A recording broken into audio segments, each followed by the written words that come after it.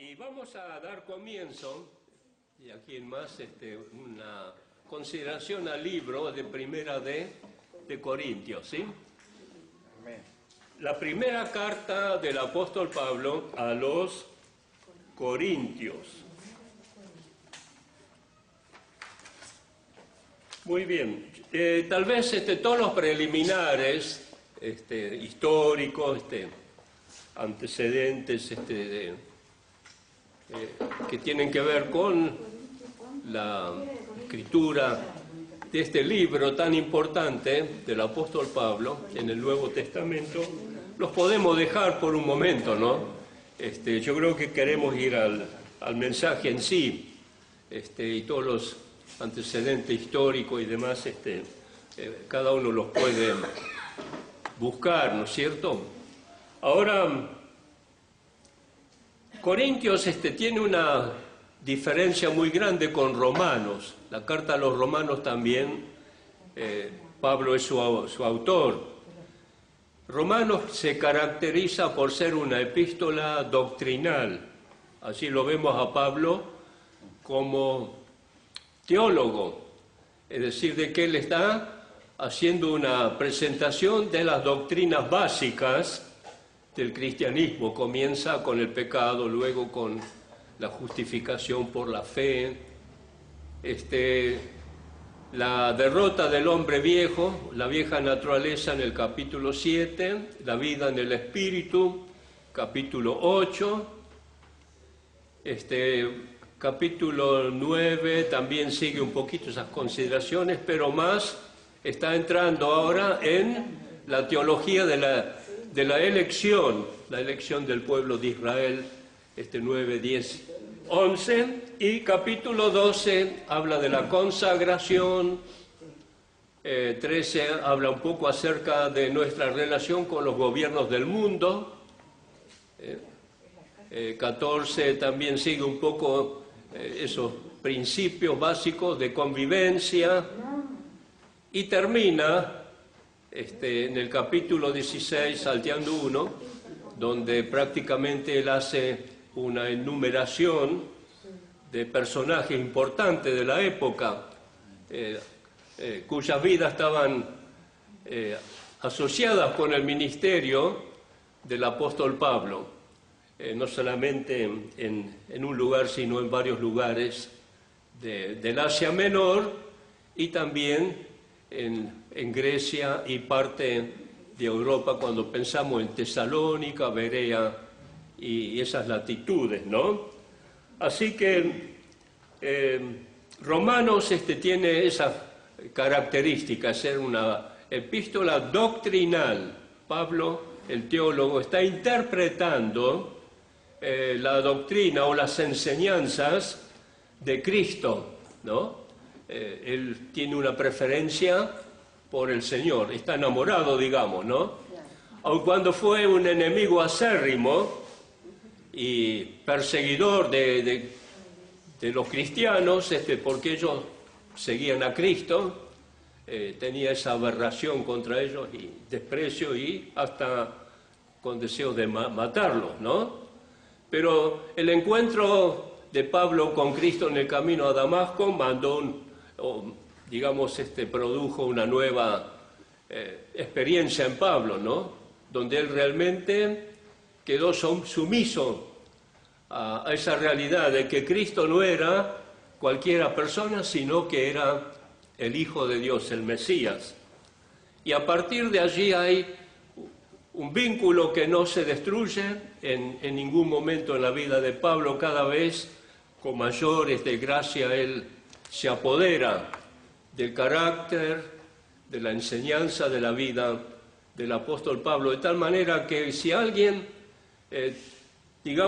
quiere interpretar a Cristo, lo ha hecho Pablo, y a través de Pablo nosotros podemos conocer estas doctrinas que, amén, por ahí la consagración, está todo basado en la vida de Cristo, desde su nacimiento a lo largo de su vida, todo un ejemplo, ¿no es cierto? Y la santificación, cómo podemos lograr tener victoria sobre esa raíz que ha quedado allí, ¿no es cierto?, en nuestra naturaleza después, aún de la conversión, es como raícitas que han quedado y que por ahí tienen tanto poder que quieren aflorar y volver a ser el árbol, ¿no es cierto?, corrupto. Entonces Pablo nos enseña lo que Cristo nos dice acerca de cómo tratar nuestra vieja naturaleza, ¿no? Bueno, y así vamos siguiendo, y todas las doctrinas son tan preciosas, hasta también el término la venida de Cristo, que ahí en el capítulo 15 nos enseña tan magníficamente lo del arrebato, lo que va a ser la resurrección, lo que vamos a tener después de partir de este mundo, cuerpos nuevos, cuerpos glorificados como los del Señor. ¿Dónde será nuestra residencia final? En los cielos, ¿no es cierto? Allí vamos a tener con Él el desarrollo del reino. En fin, así que vamos viendo de que la carta a los romanos es rica. Pero, ¿qué hace Corintios? Bueno, Corintios se dedica, lo podemos ver a Pablo como el pastor de una iglesia. Y se sabe bien de que el pastor generalmente tiene que tratar con mucha gente, con distintos caracteres, con costumbres.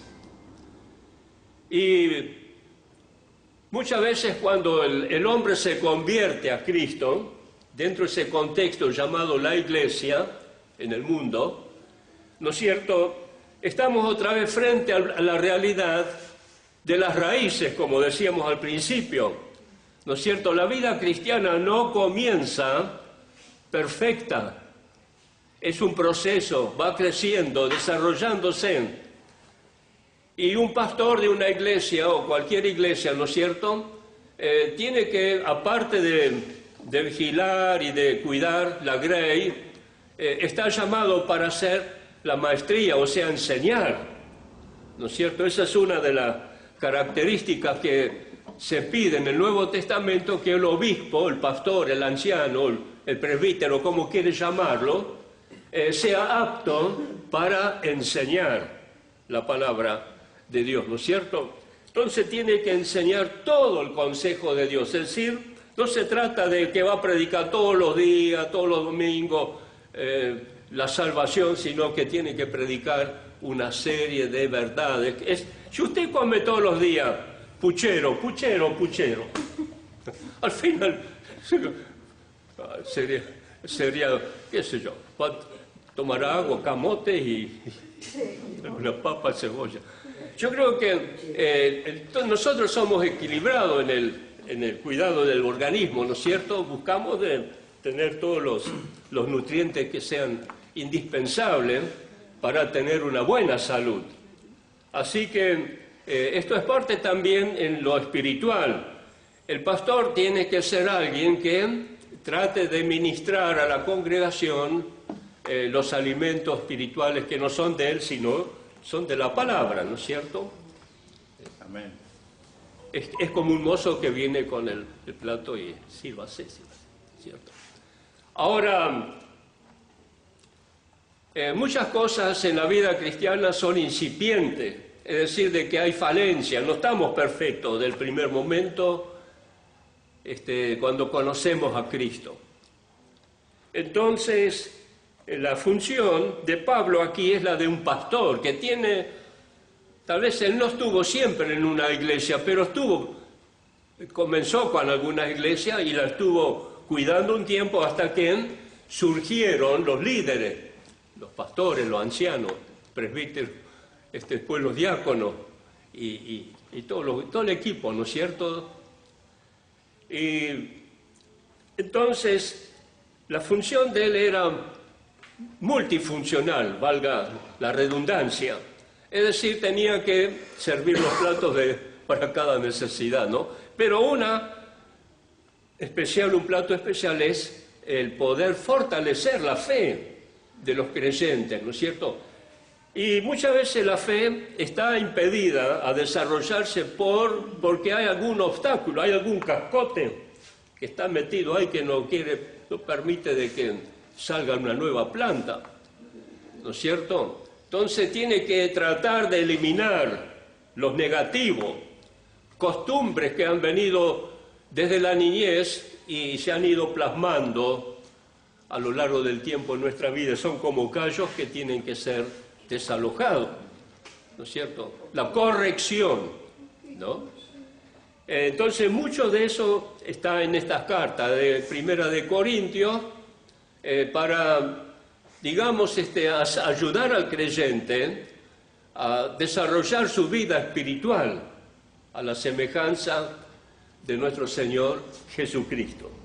Bueno, esto sería un poquito la exposición, la idea general. Es decir, de que la carta a los Corintios es una carta de rectificar la vida, de hacer los grandes cambios y empezar como la luz de la aurora que va en aumento hasta que el día es perfecto. Bien, vamos al capítulo 1.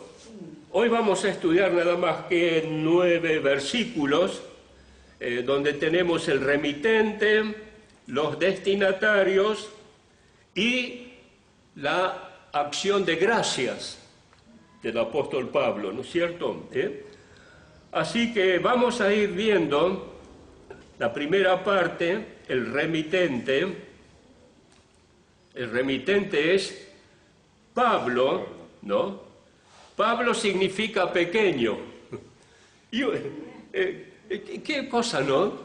Tan difícil de entender. Este hombre que es tan grande, no hay otro apóstol más relevante que el apóstol Pablo, que él diga en la Primera de Corintios 15:9, yo soy nada más ni nada menos que el más pequeño de todos los apóstoles. Pablo significa pequeño, y él mismo lo acepta, lo dice, yo soy el más pequeño de todos los apóstoles. Es decir, que no se daba dique, era sencillo, era tal, así como lo dice, así fue. Y usted lo puede ver a Pablo a través de todo su ministerio, con esa humildad, con esa predisposición de servicio, con esa gracia de atender a las personas sin hacer diferencia. El pequeño es realmente el más grande. Y bueno, eso está muy coincidente con la expresión de Jesús. El que quiere ser entre vosotros el mayor, sea el menor, sea el más pequeño. ¿No es cierto? La altivez, el orgullo, la prepotencia nunca contribuyen a un carácter realmente normal y aceptable a Dios, ¿no es cierto? Entonces, esto es importante. Este gran hombre de Dios,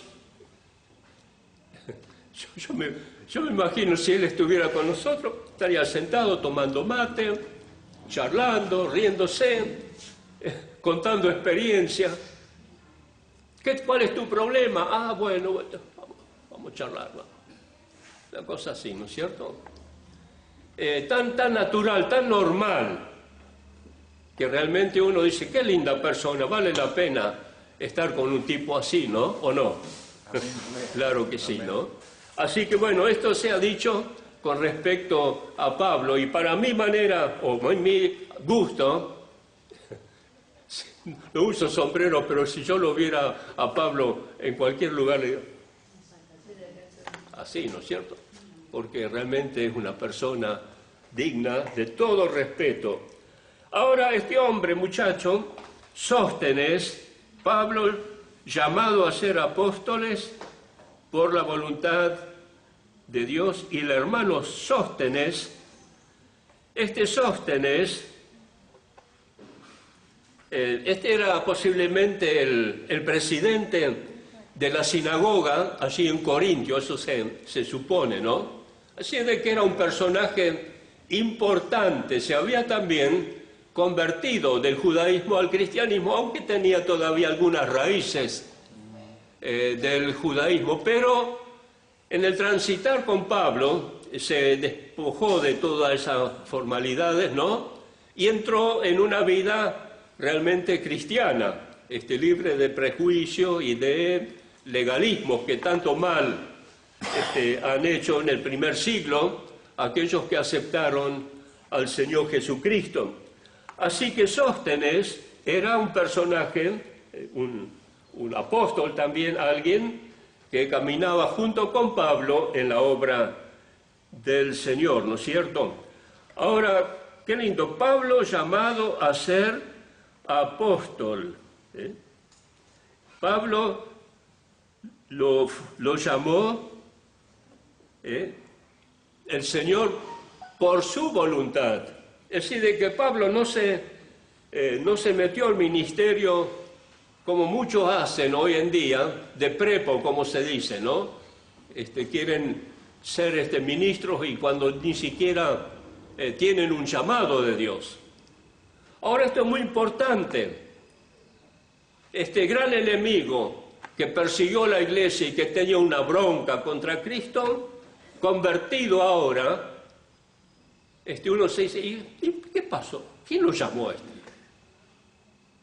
Pero la palabra de Dios dice que el Señor lo llamó.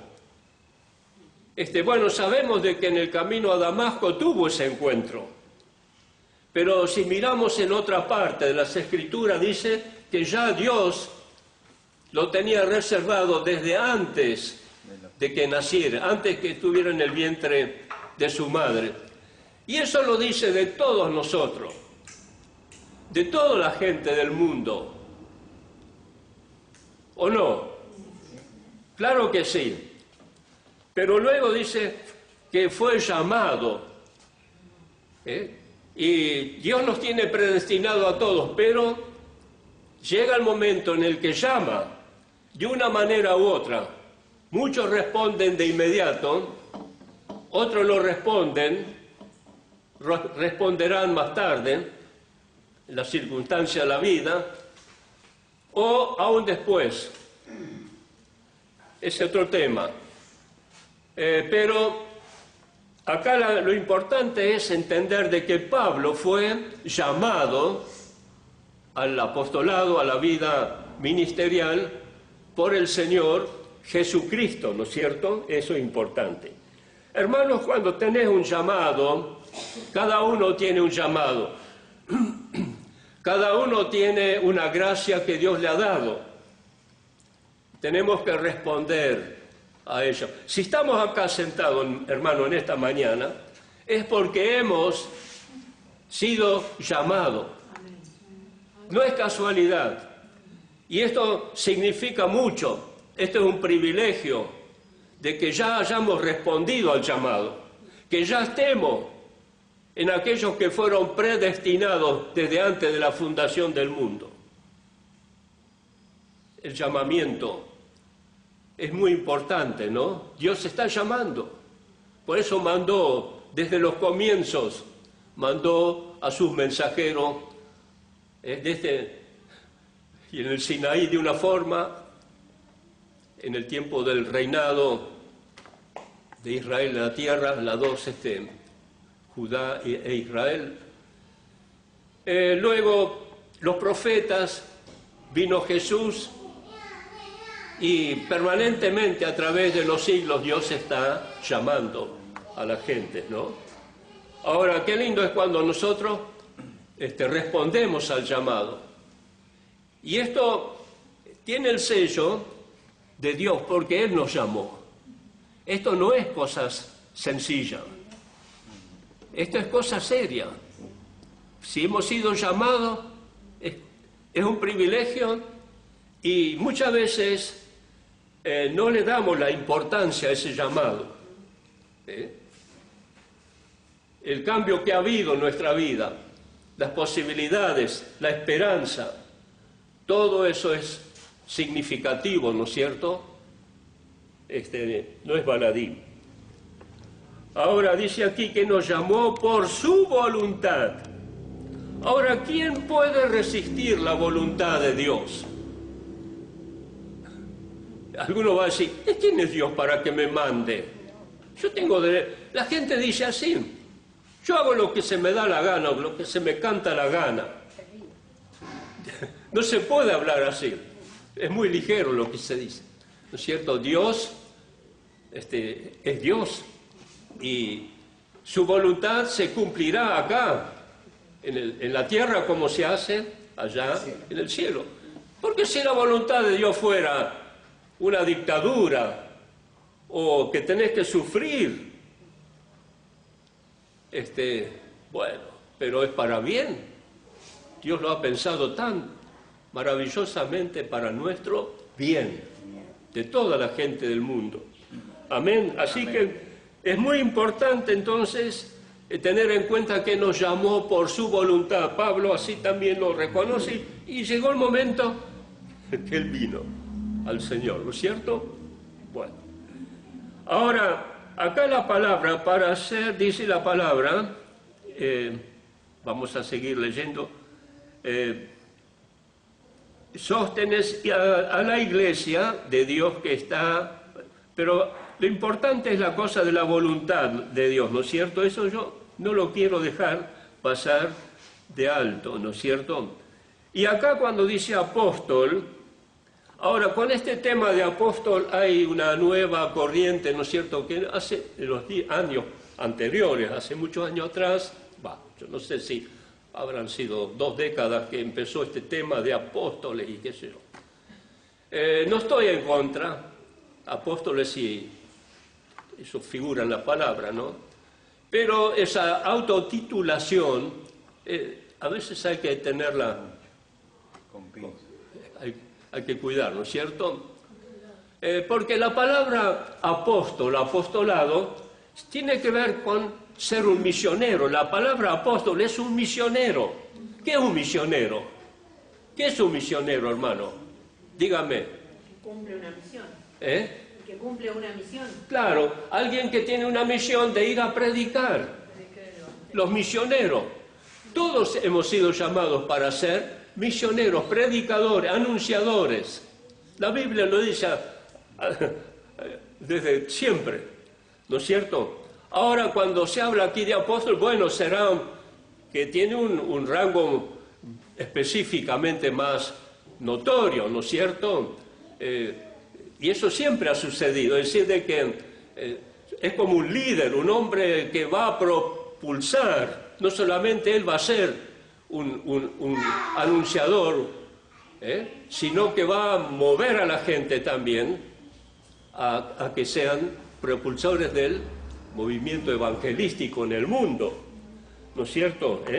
Así que yo creo que en un sentido, digamos de que todos somos apóstoles del Señor, anunciadores, ¿sí? Y privilegio de que todos podamos ser anunciadores, tener ese enviado, alguien que va y que proclama, predica la verdad de Dios. Muy bien, entonces, allí tenemos en el primer versículo toda esta consideración. Ahora vamos a ir al versículo 2 y allí tenemos los destinatarios. Esta carta fue dirigida a los cristianos de Corinto, dice aquí la palabra del Señor, a la iglesia de Dios que está en Corinto, a los santificados en Cristo Jesús, llamados a ser santos, con todos los que en cualquier lugar invocan el nombre de nuestro Señor Jesucristo, Señor de ellos y nuestro. Mire, un versículo que tiene un montón de consideraciones. Se puede hacer otro sermón aparte. Es interesante, ¿no es cierto? Los destinatarios. Bueno, son los creyentes cristianos en la ciudad de Corinto, así en Grecia, ¿no es cierto? Ahora, acá hay algunas cosas muy importantes, 2 cositas importantes para apuntar. Aquí dice, ¿a quiénes Dios santificó? como pueblo suyo. Ahora, la palabra santificar allí significa separar, separar. Una cosa santificada es algo separado. Por ejemplo, en el Antiguo Testamento se separaba un animal sin tacha para ser sacrificado. Se apartaba un día, el día de descanso, el sábado, para Dios. Los vasos del templo eran separados, eran santificados, santificados. Póngale, santificado significa separado, separado, algo separado, para Dios, dedicarlo a Dios. Entonces, los creyentes de Corinto, cuando aceptaron a Cristo, ellos fueron presentados, dedicados a Dios. Cuando yo me convertí, ustedes se convirtieron, fue el tiempo cuando nos fuimos santificados, separados para Dios, ¿no es cierto?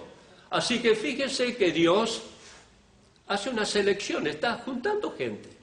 Somos separados del conjunto para formar, como dice aquí, la iglesia. Allí en Corinto pasó eso, fueron separados. Ahora en todas partes están siendo separados o santificados, ¿no es cierto? Separados para Dios. ¿Cómo sucede eso? A través de la prédica del Evangelio. Los que aceptan a Cristo, bueno, entran en esa categoría, ¿no es cierto? Muy bien, punto 1 es ese, ¿no es cierto?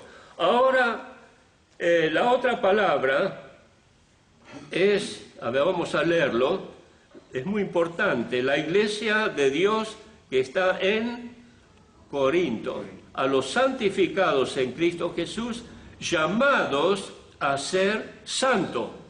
Ahora, ¿cómo estamos entendiendo esto? Primeramente, santificados son los apartados. Ahora, son perfectos, están maduros, ya tienen toda la doctrina, ya no necesitan más, ya comieron el plato y se terminó para todo el viaje. No. Ahora comienza la nueva vida. Los santificados llamados ahora tienen que ser santos. Por eso hay una doctrina que está en Romanos que es la santificación, es decir, la purificación de nuestra vida. Como decíamos, ¿para qué está un pastor, una iglesia o los pastores? Bueno, están para cuidar la grey, pero también están para permitir de que la vida crezca. Ya dijimos, puede haber un cascote así que no permite de que esa vida crezca, es como un problema, un pecado, una situación, algo heredado que le está quitando la posibilidad de un desarrollo, y eso tiene que desaparecer como una enfermedad, ¿no es cierto?, para que la vida pueda crecer. Entonces vamos creciendo, siendo cada día santo, ¿no es cierto?, dejando cosas, aceptando nuevos desafíos y permitir que nuestra vida sea una vida dedicada al Señor, ¿no es cierto? Muy bien, entonces esto es un punto importante para ser santo, para ser santo. Ahora estamos en este proceso, hemos sido separados, santificados, apartados, pero para ser santos, para ser santo. Muy bien, eso demanda trabajo, bueno, ya sabemos, conocer la Escritura, orar, servir al Señor, mirarnos por dentro, hacer una introspección permanente. Sabemos cuáles son los puntos débiles en nuestras vidas, ¿no es cierto?, donde hay que empezar a usar la tijera y sacar lo que está molestando. Bien, eso entonces para ser santos, ¿no? Muy bien. Ahora, dice aquí, llamados para ser santos. Ahora vamos a mirar alguna otra cosita más aquí. Esta cosa es muy importante. Dice aquí, con santos, con todos los que en cualquier lugar invocan el nombre de nuestro Señor Jesucristo. Ahora, fíjense ustedes que acá se habla un poquito de la unidad. Pablo en el capítulo que va a seguir, capítulo 2, está hablando de las divisiones. Algunos dicen que son de Pedro, otros de Pablo, otros de Cornelio, de qué sé yo cuánto. Y otros dicen son de Cristo. Están divididos. Y Pablo va a hablar acerca de la unidad. De la unidad de la iglesia. Pero fíjense que acá dice, a todos los que están en cualquier lugar e invocan el nombre de nuestro Señor Jesucristo. Es decir, de que la iglesia es un cuerpo. Ese cuerpo tiene que vivir en unidad. No importa si están en África nuestros hermanos o en otro lugar, son hermanos nuestros. Ellos invocan al Señor en cualquier lugar, ¿no es cierto? Y luego dice aquí, vamos a mirar otra cosita muy importante, el nombre de nuestro Señor Jesucristo, Señor de ellos y nuestro. Es decir, Pablo está hablando ahora un poquito de los apóstoles y de todos los creyentes que están, digamos, dispersos por todas partes del mundo. Ellos son todos, formamos todos parte de un solo cuerpo, de un solo cuerpo. Así que esto es muy, muy importante, ¿no es cierto? Y cuando dice invocan el nombre del Señor, ¿cuánta gente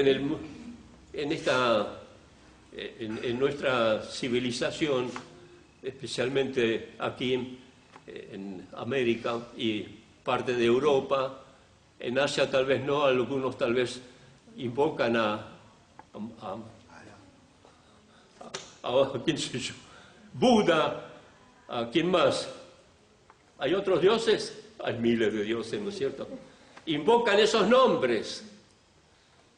Ahora, nosotros también invocamos el nombre del Señor. Acá ya lo hemos hecho 20.000 veces acá adentro, ¿no? Invocamos el nombre del Señor. Ahora, esto no significa te doy gracias en el nombre del Señor o en el nombre del Señor Jesús y ya se arregló la cosa. Va más allá. Invocar el nombre de Jesús es realmente, ¿cómo le puedo decir? Es aferrarse a su gracia plena. Es una dependencia vital, ¿no es cierto? Invocar no es simplemente decir una palabra. Todo el mundo la invoca ese nombre. Si Dios quiere, está bien.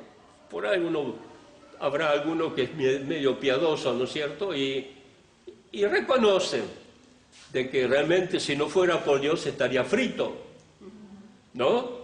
Pero por ahí lo usan por usar. Pero eso no sirve, ¿no es cierto? Yo creo que cuando nosotros decimos en el nombre de Jesús, se ha hecho, nosotros tenemos que entender de que allá está la vida nuestra, ¿no es cierto? Están los recursos, que Él es el Señor, que Él es el que nos ha redimido, que nos ha dado todo, ¿no es cierto? Así que bueno, esto es importante, el nombre del Señor Jesucristo. Vamos ahora a la acción de gracia, versículos del 3 al 9. Tal vez tenemos que correr un poco rápido, ¿no? Vamos a leer el número 3. Algunos léalo fuerte. Gracia y paz a vosotros de Dios nuestro Padre y del Señor Jesucristo. Sí, gracia y paz a vosotros de Dios nuestro Padre y del Señor Jesucristo. Nosotros aquí cuando usamos la palabra gracia en este caso es bendiciones. Bendiciones, ¿no es cierto? Bendiciones. ¿Por La palabra gracia en griego es favor no merecido. Gracia, la palabra gracia, significa favor no merecido. Ahora, ¿quién merece? ¿No es cierto? Solamente es por la gracia de Dios que nosotros podemos ser algo, ¿no? La gracia de Dios. Es decir, el favor inmerecido, que no merecemos. Dios lo ha otorgado. Entonces, ponemos la palabra, en vez de gracia, bendiciones y paz. Ahora la paz nosotros sabemos qué es, ¿no es cierto? Y si se conjugan las dos palabras, bendiciones y paz, tenemos una despensa de bendiciones, ¿no? Así que, qué lindo. Y eso es lo que Pablo está diciendo. Tengan eso, tengan bendiciones y paz, ¿no? Y eso tenemos que desearlo siempre, para todos, ¿no es cierto? Y también disfrutarlo, tener bendiciones, vivir las bendiciones del Señor, la paz que el Señor nos da. Y esto nos ayuda a caminar en victoria en nuestra vida, ¿no es cierto? El versículo 4, ahí él está dando gracia por las maravillosas dádivas. Dice, gracias doy a mi Dios siempre por vosotros, por la gracia de Dios que os fue dada en Cristo Jesús. Ahora, aquí la gracia es todo lo que nosotros recibimos de nuestro Señor Jesucristo, ¿no? La maravillosa dádiva. El versículo 5 dice, por una vida más enriquecida, porque en todas las cosas fuisteis enriquecidos en Él, en toda palabra y en toda ciencia. Así que, fíjense, dice aquí que Él nos ha dado, cuando dice aquí palabra, por toda palabra.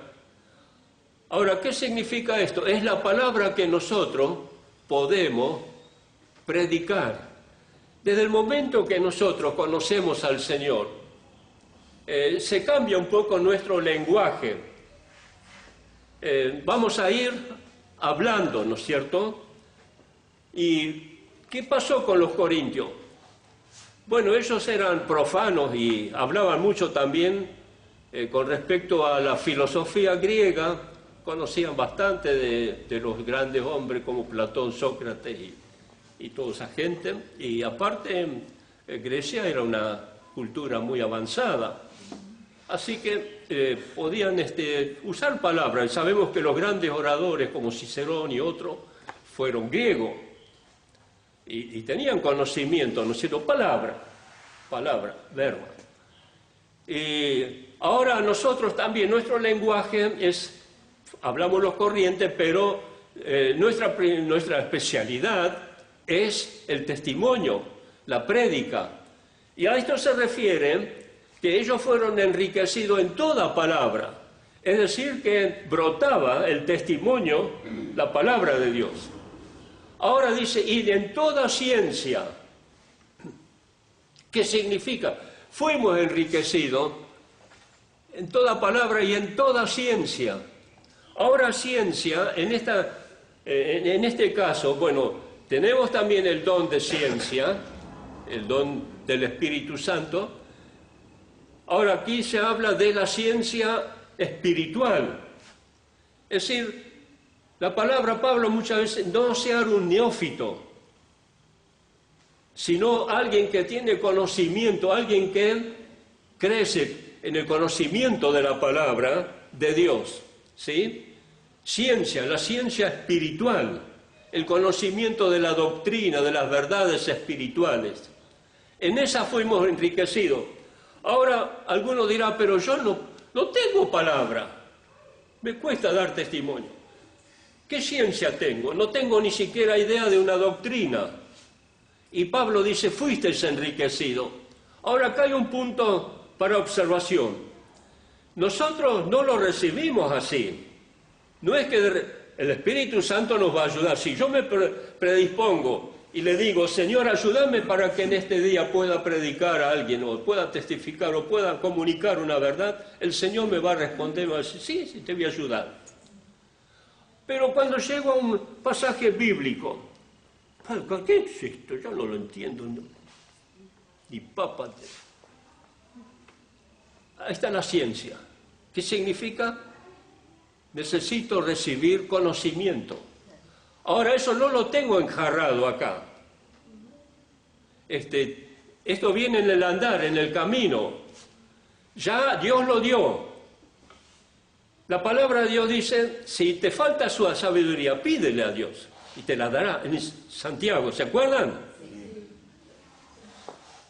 Así que quiere decir de que no podemos ser neófitos y desconocer la palabra. Porque si no tuviéramos esa, esa gracia, esa bendición, el entender la palabra, poderla entender, discernirla, ¿cómo va a operar en nuestra vida? ¿Cómo podemos hacer el cambio? Si no entendemos. Para eso están los medicamentos. Bueno, hay que leer el prospecto, qué sé yo cuánto. ¿Para qué sirve? Bueno, tengo un problema. Como yo que ando con eso, con la nariz bendita, ¿no? El naso.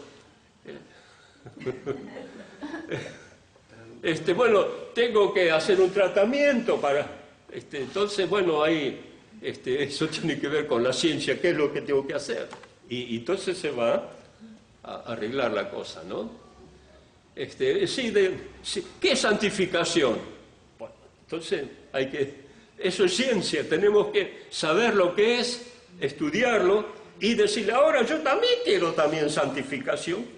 O como dice acá, santo, ser santo, ¿no? Una cosa es haber sido llamado, otra cosa es ahora ser santo, ser cambiado, transformado, ¿no es cierto? Entonces necesito el conocimiento, que en este caso es la ciencia.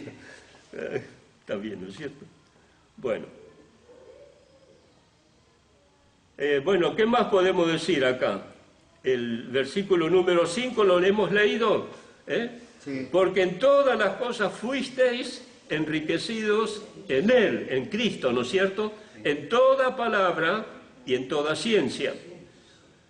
Así como también como el testimonio acerca de Cristo ha sido confirmado en vosotros. ¿Qué quiere decir? El testimonio de Cristo ha sido confirmado en vosotros. El testimonio de Cristo ha sido plasmado. Él es la verdad, la vida. Y cuando nosotros hemos recibido a Cristo en nuestro corazón, hemos recibido todo este caudal. Se ha plasmado en nosotros la vida de Cristo. Ahora, fíjense que la Biblia dice que nosotros somos uno en Cristo. Después lo voy a volver a repetir, pero él mismo dijo, yo soy la vid verdadera, mi Padre es el... Después habla de nosotros. Yo soy la vid, vosotros los pámpanos. Sin mí nada podéis hacer. ¿No es cierto? Entonces, ¿qué significa esto? Bueno, que cuando nosotros hemos recibido a Cristo, hemos recibido el potencial de Cristo, la misma vida de Cristo, ¿no? Y esa vida fluye. Ahora, yo tengo que ser consciente de eso. Tengo que hacerlo, tomarlo. Una de las cosas que uno hace, es mi cosa, tu cosa, no sé. Pero, aunque no lo ando cacareando, diciendo, yo cada momento tengo la conciencia y la necesidad de esa dependencia, como si yo estuviera injertado en Cristo, como soy una rama, y necesito que la savia fluya a mi vida, para que yo pueda tener productividad y pueda estar bien en todo, que seas prosperado en todo, ¿sí? Entonces, esto es vida de fe, ¿no? Es vida de fe, es vida funcionando. Así que esta sería la idea, sería la idea que nosotros, el testimonio de Cristo, es decir, el mensaje de Cristo, la persona de Cristo plasmó en nosotros toda la verdad de Dios. Ese versículo número 6 dice: así como el testimonio acerca de Cristo ha sido confirmado, metido en vosotros, de tal manera que nada os, fíjense, si estoy diciendo algo que no, lo que dije anteriormente está avalado por este remache, de tal manera que nada os falte en ningún don. Ahora, acá la palabra don, otra vez hay que explicarla. Acá no se llaman dones espirituales, don. Este es la gracia de la cual hablamos antes. Es las bendiciones múltiples del Señor, ¿no es cierto? Acá dice, de tal manera que nada os falte en ningún don. Don, regalo, bendición abundante, ¿no es cierto? Así que, ahora, esto ya es nuestro. Ahora esto viene diciendo, es vida de fe, tenés que vivirlo, ¿no es cierto? Ahora, ¿cuáles son algunas cosas que palpitan en una forma tan fuerte en esta dádiva, ¿no es cierto?, en este don, este regalo, esta gracia que nos ha sido dada? Yo creo que esperar la manifestación del Hijo de Dios. ¿Sabe que la vida cristiana realmente en el Espíritu es una vida expectante? Nosotros esperamos, yo espero al Señor Jesucristo, el arrebatamiento. ¿Qué significa la palabra arrebatamiento? Es el acto por el cual el Señor, en cualquier momento, en cualquier lugar, bajo cualquier circunstancia, la Biblia dice que Él va a hablar su voz y los muertos en Cristo resucitarán primero. ¿Sí? Y después, los que estamos vivos, iremos con ellos. Si en este momento, dentro de un poquito de tiempo, el Señor manda su palabra gloriosa, eso no la va a escuchar el mundo. Solamente la van a escuchar los que tienen la nueva vida en Cristo, los que tienen el Espíritu Santo. Y cuando el Señor venga y diga, vengan arriba, suban acá. Eso lo vamos a estudiar en el capítulo 15 de Primera de Corintios. El arrebatamiento. Los muertos en Cristo, los que murieron, qué sé yo, años, siglos, van a resucitar primero. Ahora, con esto también tenemos un problema. Tal vez se haya dicho en estos días, y bueno, está perfecto, ¿no? Mi hermano, el amigo, el hermano en Cristo, ya está con el Señor. No es así. Pero podemos decirlo, porque Él está en Cristo, estuvo en Cristo siempre, ¿no es cierto? Y aunque se haya muerto, está en Cristo siempre. Pero no se fue todavía al cielo. Tiene que resucitar primero. Si no, ¿para qué dice la Biblia que los muertos en Cristo resucitarán primero? Quiere decir de que mis parientes, mi papá, mi mamá, mis antepasados, ya murieron. Algunos de ellos, bueno, ya están, pero todavía están en la tumba. Y algún día cuando el Señor venga, algunos van a resucitar, van a ser arrebatados, otros van a quedar para presentarse delante del trono blanco. Eso es otro tema, más tarde. Ahora, el creyente verdadero, él va a ser arrebatado. Y si por casualidad viene el Señor, estoy vivo, primero el Señor dijo que van a resucitar los muertos, después los que vivimos seremos transformados. Esta caja, como está ahora, será transformada. Será como un espíritu. Ya no tiene carne y hueso, va a ser un espíritu. Y seremos arrebatados. ¿no es cierto?, para estar con el Señor. Ahora, esta expectativa, hermano, es tan fuerte. Tenemos que realmente dar gracia. No, la vida pasa, los problemas se van.